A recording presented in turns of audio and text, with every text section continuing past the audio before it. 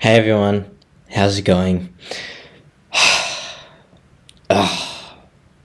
This is not a video I want to be making. We had an insipid week. A very, very detrimental week to our season rank. For all the good work we did last week, we got up to 227, I think it was. We basically gone back down to where we were the round before that. So, look, still top 1k, I guess, but 570, we were making good ground.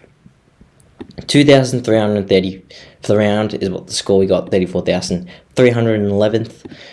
Yeah, look, at the end of the day, this wasn't, very unforeseen or anything. I could see the writing on the wall. I didn't have an R2, I didn't have a second ruckman, for anyone wondering, so, yeah, I copped the donut, that's what I chose to do. Look, I think it was still the right call, I think it was, because I calculated it as I go to my team. I calculated it. I only would have got an extra 57 points for the week if I traded in. It would have been Tim English, who I would have traded in. So it was the right move still to do what I did, because Tim English only ended up getting, I think, 87. So I made the right move. Still happy about that. But yeah, really the overall right move would have been to keep Lloyd Meek 2 weeks ago instead of trading him to Jordan Sweet, because Lloyd Meek is absolutely killing it right now. Absolutely killing it. He's on fire. Happy for him as a Hawthorn supporter. He works hard. He does. He works really hard, and he deserves it. But yeah, from a SuperCoach standpoint, I really should have kept him. But again, that's just my fault. So anyway, hey, you live, you learn. And we'll get better for next time. Regardless, as we get into the team, Luke Ryan, 111. Oh, lucky he turned up. He was on 35 at halftime, I think. I didn't really see this game, so I don't know what happened. But, yeah, anyway, whatever, 111. Dacos, 147. Had an easy game against West Coast with no Elliot Yeo or anything. So, yeah, good W there and good score from him. Nick Martin, 83. Yeah, look, you could always see that a score like this was going to come. I think, for a lot of his recent games, he'd had quarters where he just ended up saving himself. I think the West Coast game, apparently he played well in the last quarter. Collingwood, he had a 50-point last quarter. The writing was on the wall, you could see it happening, that he would have a game like this. But again, he had what? 1, 2, 3, 4, 5, 6 hundreds in a row. You can't be mad at that. So look, I still think he's a top 6 defender, and he's played really well. My backline's got other problems. Houston, since I've traded this guy in, he has been trash. Luckily, he's got an easy run the next 2 weeks, Hawthorn, North Melbourne, but he's been so disappointing, Dan Houston, since I traded him in. I've had him since the St Kilda game, so what, I've probably had him for around a 90, high 90s average maybe, 96, 97, something like that. Disappointing, very disappointing. He's just got to get into the game more. I'm not sure if it's a personnel issue, if it's just Ryan Bairden taking so many points away from him. That's kind of what it looks like to me, but he just didn't have many kick-ins, which I think hurt, because he did have that earlier in the season, so that's disappointing, it really is. But hey, anyway, I think he's still top 6 for the year, so we'll keep him. She's always alarming, but it's kind of we're upgrading, so I'd rather keep him than play a rookie, It's just Alistair Clarkson's got no backbone, the media just comes in and tells him, you should be playing Harry Sheezel up the ground. What does he do? He plays him higher up the ground. No backbone whatsoever. This is the guy you want to lead your football club? And again, that's me as a Hawthorn supporter saying that. It hurts to say that about Alistair Clarkson. But look, times change and they change quickly. So he needs to grow, he needs to grow a backbone. Anyway, he's got a good run, but he'll score well against any team if he's in the role. If he's in a backline role, he'll score well against whoever he plays. So he just needs the role, and he'll score bad if he doesn't have the role. So he just needs the role. That's the crucial thing. That's the crucial cog.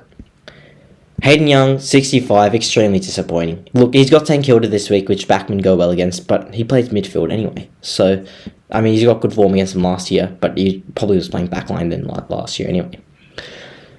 So, yeah, very disappointing. Look, Fremantle, they obviously had a really bad loss. Sydney and everything. Hard opposition, but still, you can't get beaten like that, 23 touches, 5 tackles. You just got to be better than that, you really do. 2 tackles only. For a guy like Hayden Young, he's a good tackler. He works a lot on his, that's a lot of his kind of foundational craft, his defensive work. He likes to go to the opposition's best midfielder a lot of the time for Fremantle. So he needs to really lock in there, get a few more tackles. Okay. So that was that. Williams, we didn't trade last week, which I think is okay. So we'll trade him this week probably. And Zach Reid might come back, who knows. Anyway, he'll be bench cover. Sarong, 150, really, really, really good. I think he was on 95 at halftime. So, 150, maybe that's unders for what he could do. But, regardless, really, really good from him. And then Bontempelli, traded him in. First week, he was the captain. So, played really well. 135. I was worried. Oh my gosh, I was so worried about this guy. I think he was on 25 at quarter time, 50 at halftime. Oh my gosh, I was going through it. I really was, What are the 6 stages of grief? I don't know. I didn't get past stage 2 because he ended up scoring well. Kicked 2 goals. He only had Richmond. So look, I was really worried because I literally had the VC on Butters right up until Gawn's game. It was literally within 5 seconds of that game starting that I just put the VC on Gawn. And it was mainly because I was considering trading in Tim English. And so I had Tim English in my team at that point. I later reversed it and put Sweet back in.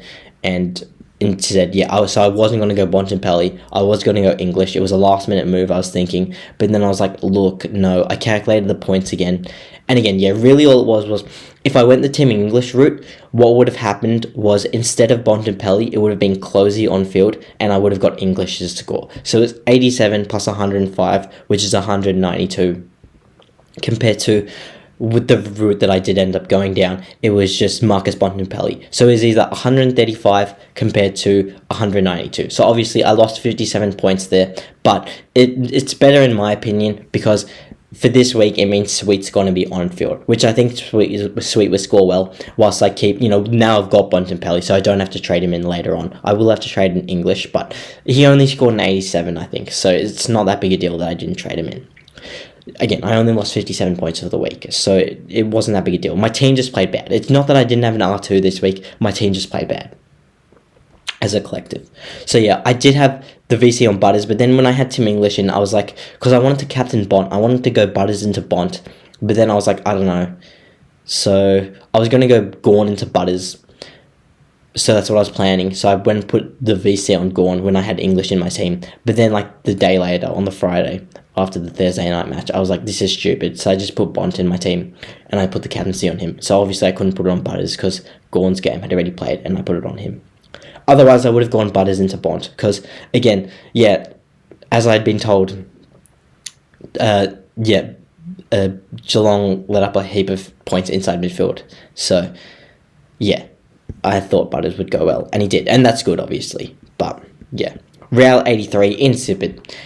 Terrible, horrendous. What can I say, So, look, he got the easy Geelong inside midfield matchup, but the thing is, I think O'Connor might tag him. That's what I was kind of thinking with Butters as well. Will O'Connor tag him? I don't know.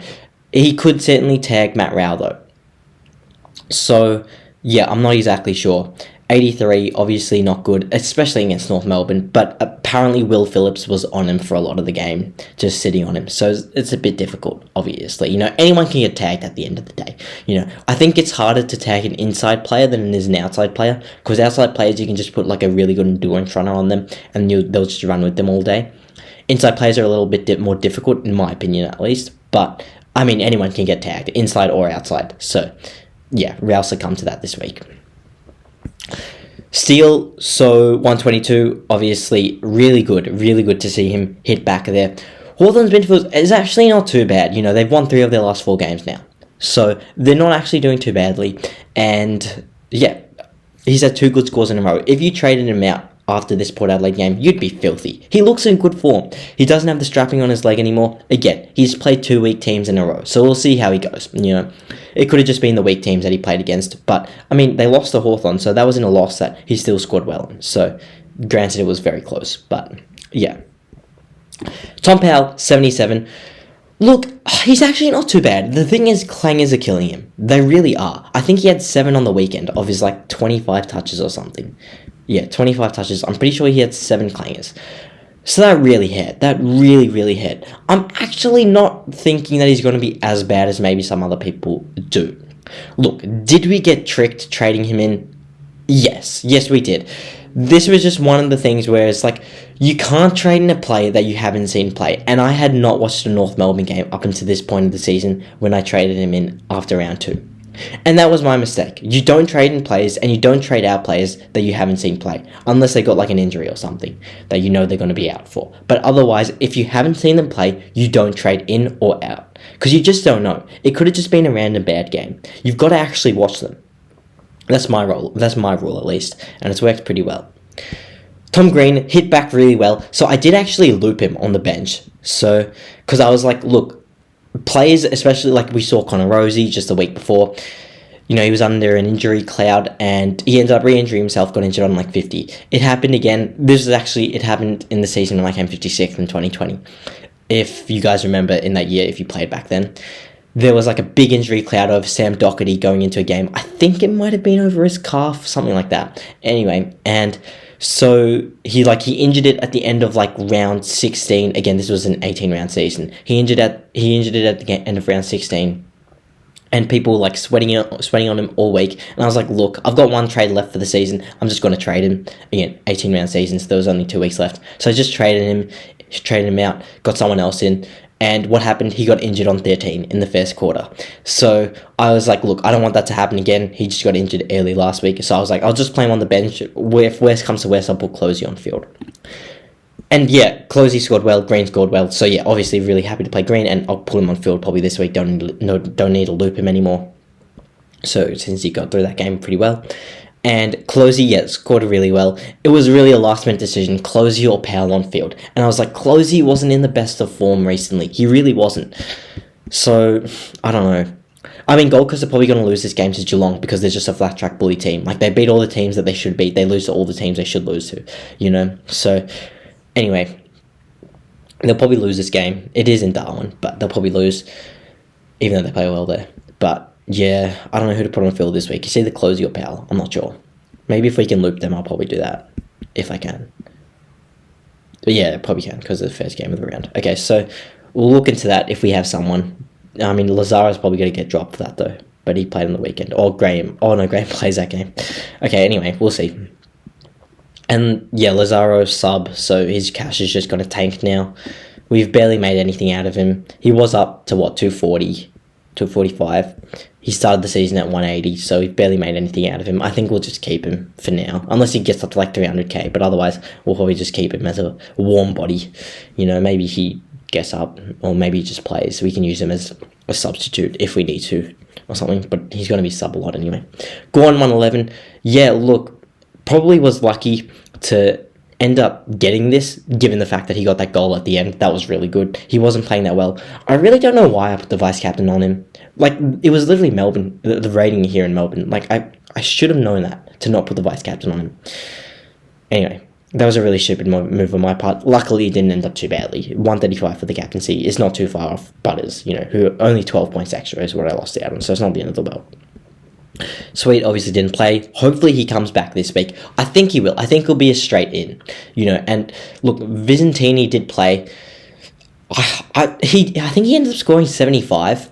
So he played alright, and just obviously watching the game, he played alright. But Geelong subbed out Reece Stanley in the second quarter because they were look, he's probably not going to hit you too bad, Vicentini in the ruck. So they just subbed out Reece Stanley, who was their only ruckman. They just rucked Blasars for the rest of the game, I think. So yeah, I think he's probably straight out and Sweet goes straight back in. I think Sweet has to come in. He has to, really. Even though they did win. But I think he still comes in. I do. If he plays in the Sandfield again, oh my gosh. And I miss out a second week. I don't know. If he's missing out this week, I don't know. Do I just trade in Tim English? I don't know. He better play. Anyway, so that's that. Livingston obviously didn't play. Heaney 118, that was good. Yeah, good to see from him. He's been playing well, even though you would have thought that his scoring may have dropped off.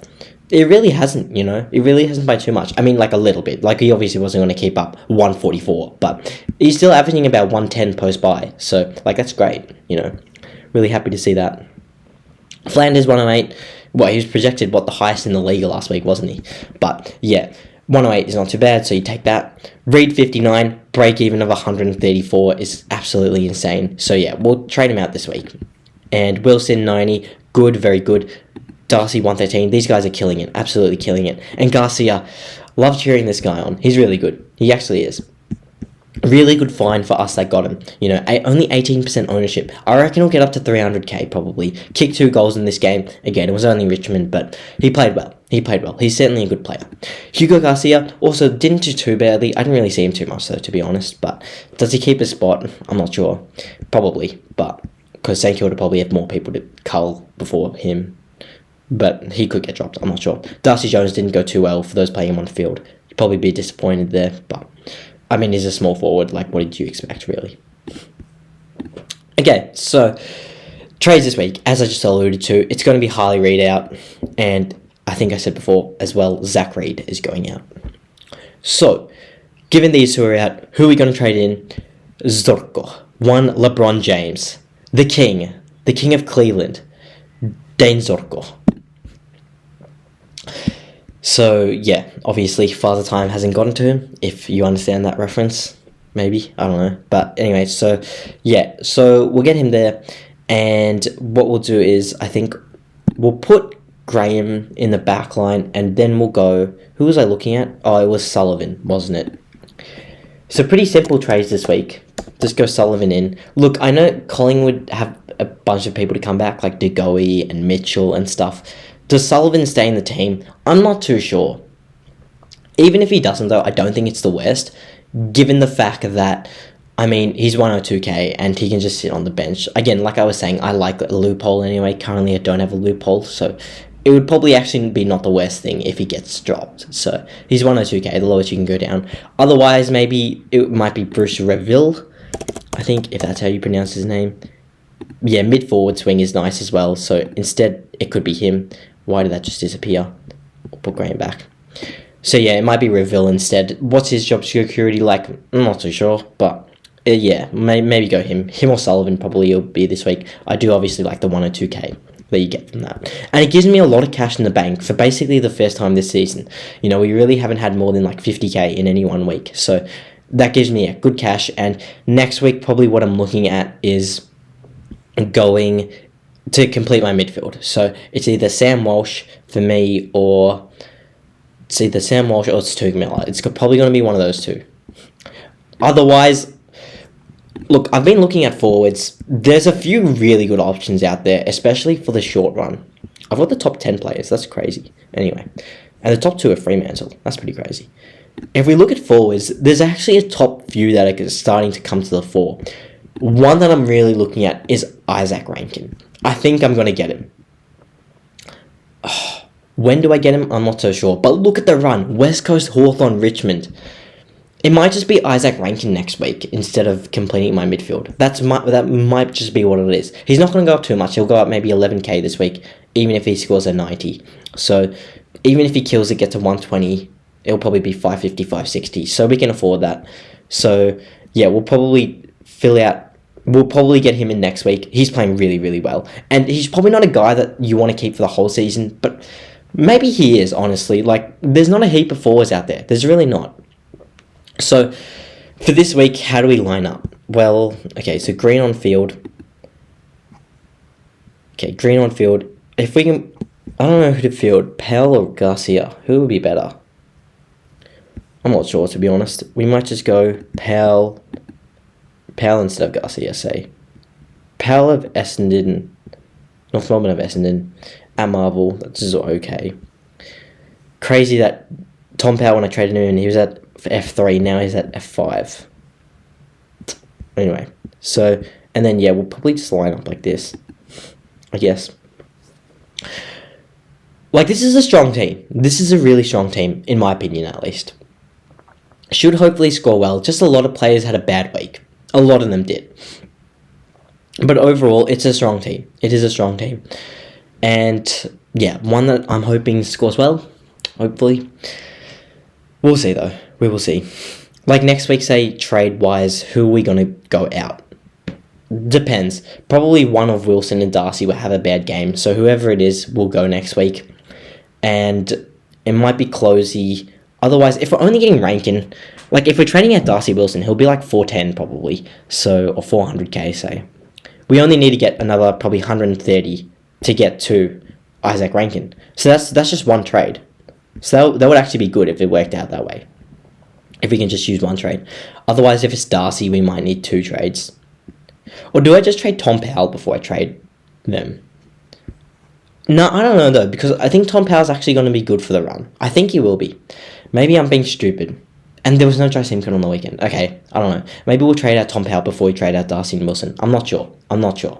We'll see how things go. We'll give them at least another week, obviously, for this week. But, yeah, I mean, first year players, especially Wilson, I don't expect him to keep scoring this well. First year players always teeter out. So, yeah, Darcy maybe because he's third year. But Darcy's really heavily matchup dependent. If a team doesn't have good key forwards, he'll be good.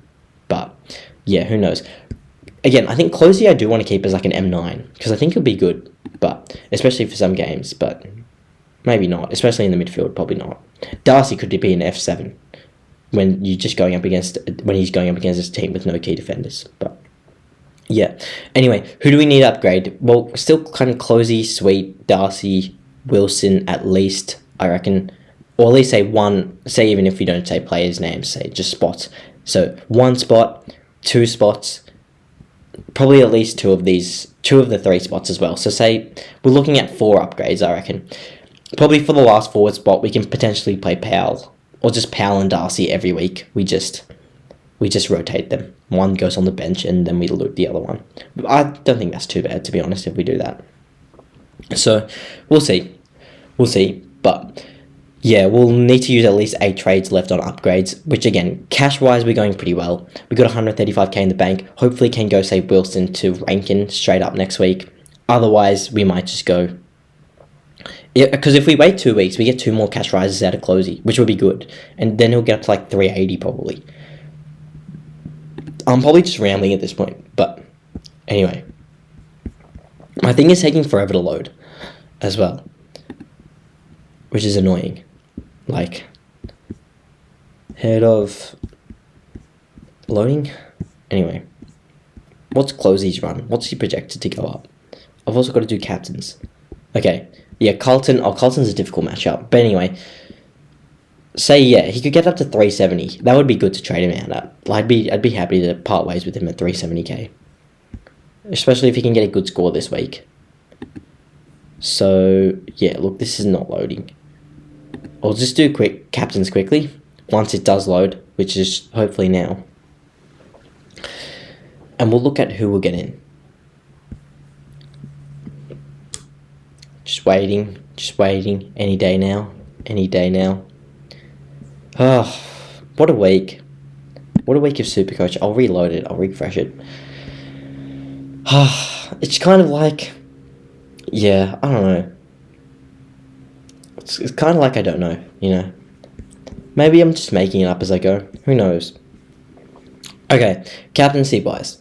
Luke Ryan against St Kilda, but they could tag, so I don't necessarily know if I want to go him. Dacos against Adelaide could be good. That could be a really good one. He looks in good form as well now. A 150 and a 147. So potentially Dacos.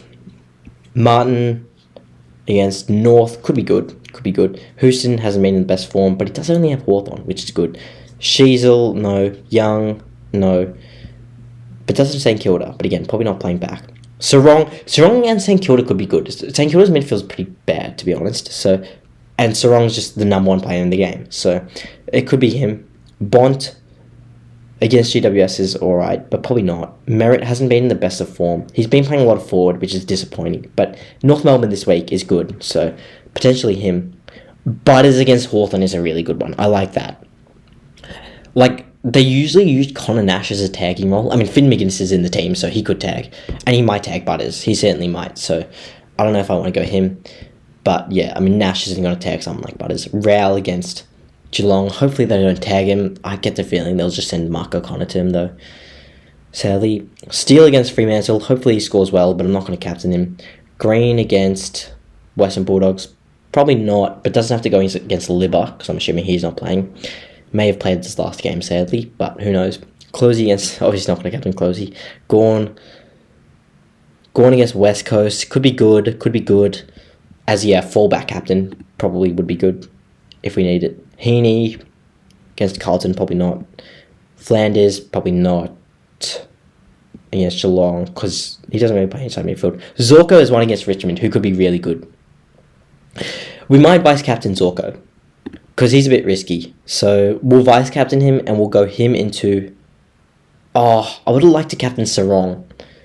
But they play at the same time. I'm thinking Zorko into Merritt. Or it might be Zorko into Gorn. It's probably one of those two, I reckon. But it's good. We've got a lot of captaincy options now. So, yeah.